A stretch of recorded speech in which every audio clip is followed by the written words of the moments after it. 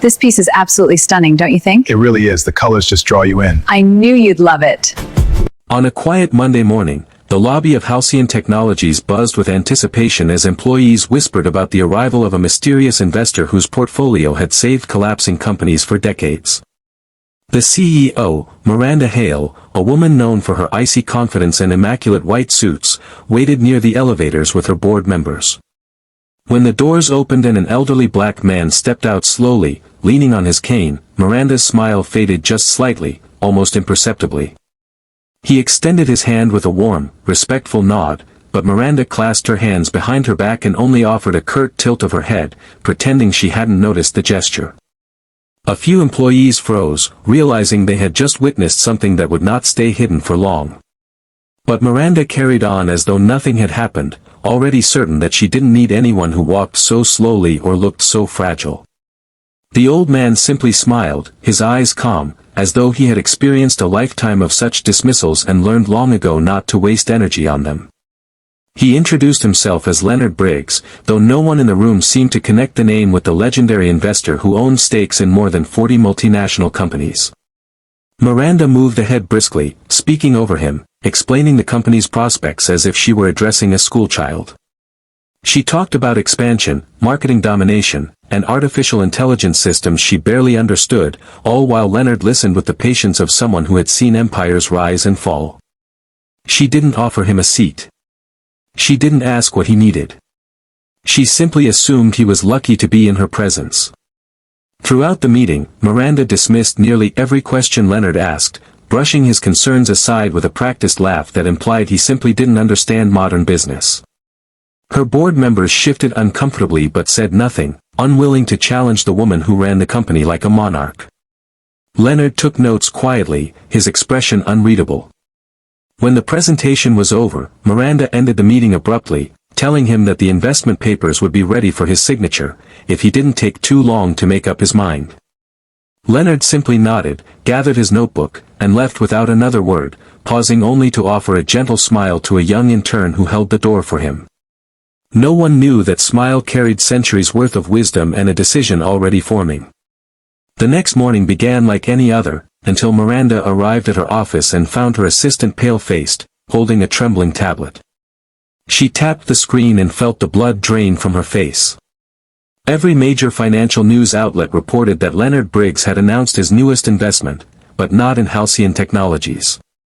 Instead, he had poured a staggering sum into Halcyon's rising competitor, Novacore Systems, a company that had been struggling but showed promise and humility.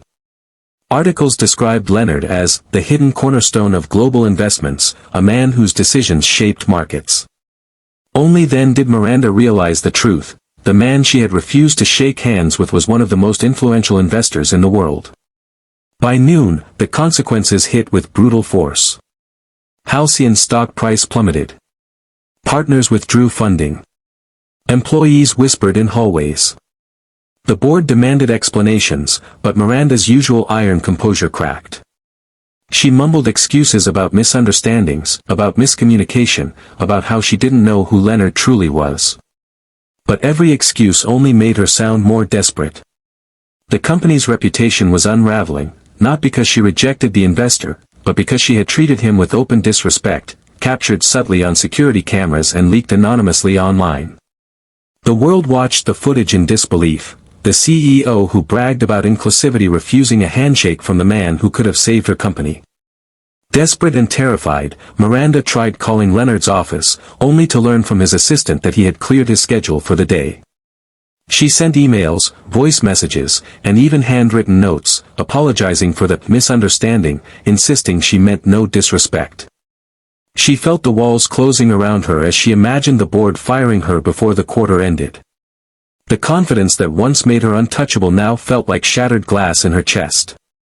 And yet, Leonard remained silent, giving her no response.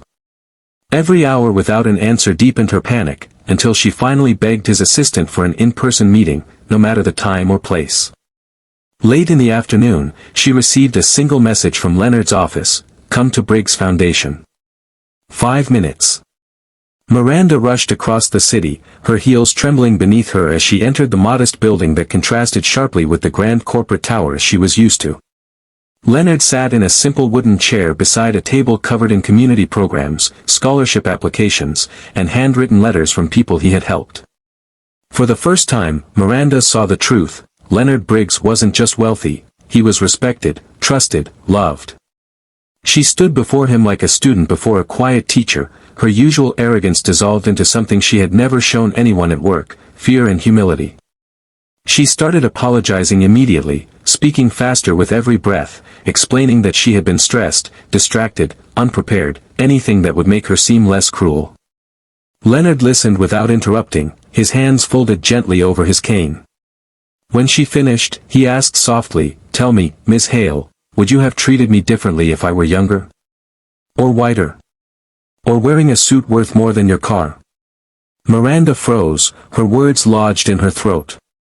She wanted to deny it, but her silence spoke louder than any lie could. Leonard nodded slowly, as if he expected that answer all along. Then Leonard told her something she never expected to hear.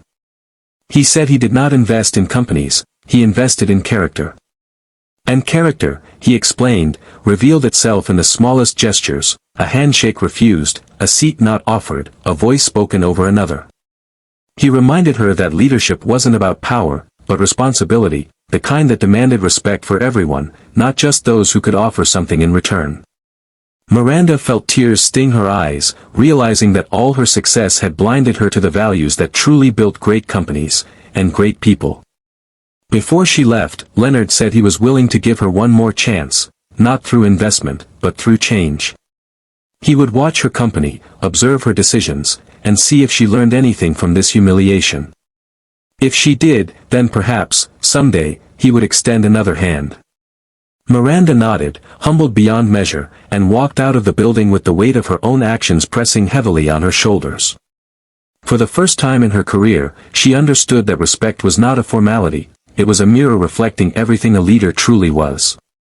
And she knew that the next time someone offered her a hand, she would never refuse it again.